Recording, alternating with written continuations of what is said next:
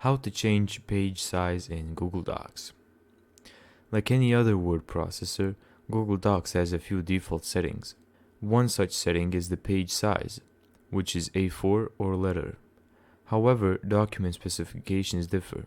Occasionally, you might need to tweak settings to suit your needs.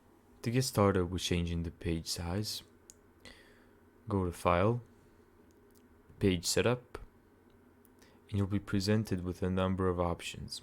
Now, this is pretty straightforward. These three options represent what pages are going to be changed.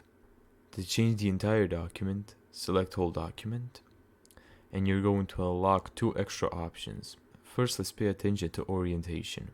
If you press Landscape and Apply, it's just going to turn the pages 90 degrees. And let's change the size of the page. Now, the default is letter, and people mostly change it to A4. To really show you the difference, I'm going to select tabloid, which is, I think, the biggest one. As you can see,